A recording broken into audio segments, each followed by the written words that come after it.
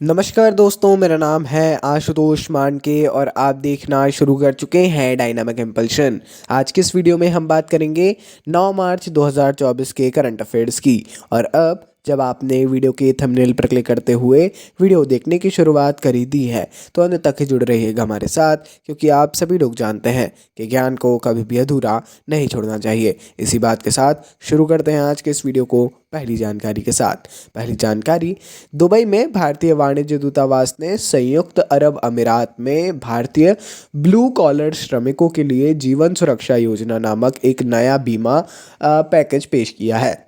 सबसे पहले तो ब्लू कॉलर श्रमिकों के बारे में पढ़ लीजिएगा। ये बहुत बहुत इंपॉर्टेंट टर्म है, अब तो और करंट अफेयर्स में आ गई है तो हो गई है।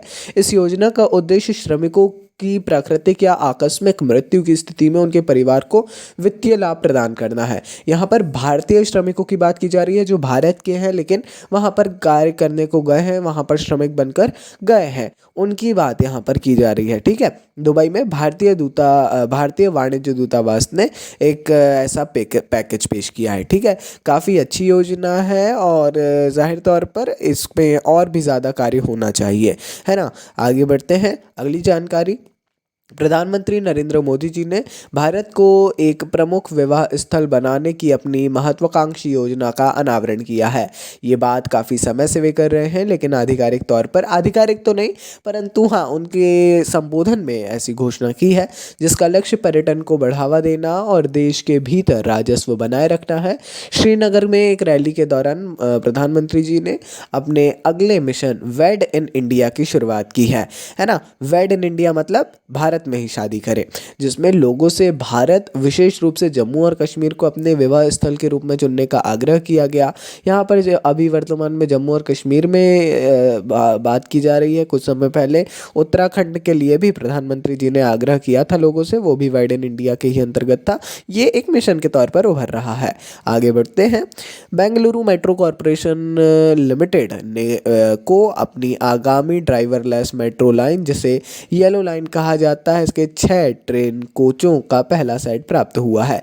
यहाँ पर जो एक ध्यान देने योग्य बात है वो है येलो लाइन जो है Bengaluru metro rail corporation limited की, ये ड्राइवरलेस मेट्रो लाइन है ना। और यहाँ को इसको हाल ही में 6 ट्रेन कोच का पहला सेट मिल गया है। आरवी रोड और बोमन संद्रा को जोड़ने वाली 18.8 किलोमीटर लंबी यह लाइन भारत की पहली ड्राइवर रहित ट्रेन प्रणाली होगी। काफ़ी अच्छी जानकारी है, ज़रूर आपको इसके बारे में पढ़ना चाहिए, है ना।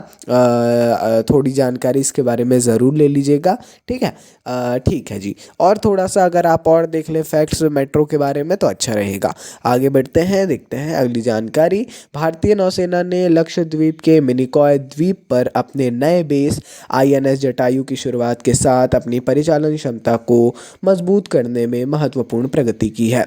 इस रणनीतिक कदम का उद्देश्य नौसैनिक क्षमताओं को बढ़ाना और हिंद महासागर क्षेत्र में पहुंच बनाना, पश्चिमी अरब सागर में समुद्री डकैती विरोधी और मादक द्रव्य विरोधी अभियानों में अपने प्रयासों को मजबूत करना। यहाँ पर INS जटायु की शुरुआत हाल ही में की गई है, भारतीय नौसेना ने की है इसकी लक्षद्वीप के मिनिकॉय द्वीप से अपने नए बेस में। ये काफ़ी अच्छी जानकारी है, काफ़ी ज़रूरी है, थोड़ा सा और इसके बारे में पढ़ लीजिएगा, ज़्यादा तो नहीं, हालांकि हाँ कुछ बड़े INS जो हैं इंडियन नेवी शिप, सॉरी, इसके बारे में आप देखिएगा ज़रूर, थोड़ी जानकारी दीजिएगा उनके नामों के बारे में और फिर से मैं फैक्ट्स की बात करूँगा।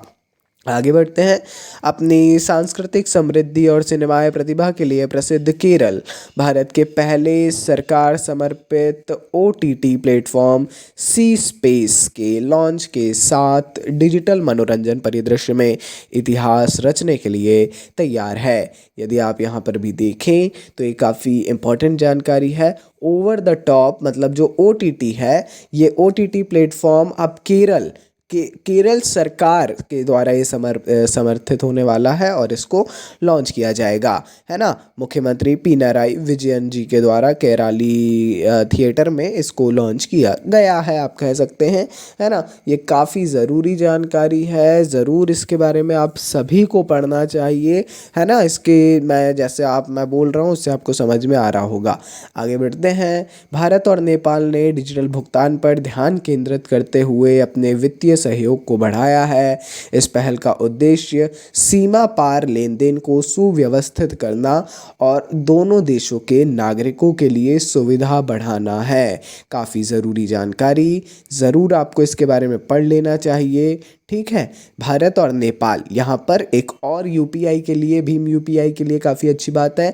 जो डिजिटल भुगतान है उस पर ध्यान केंद्रित करते हुए ये वित्तीय सहयोग है ना। यहाँ पर अब नेपाल में भी हम यूपीआई का इस्तेमाल कर सकेंगे। भारतीयों के लिए तो अच्छी बात है ही, वहाँ के लोगों को भी काफ़ी सुविधा होगी।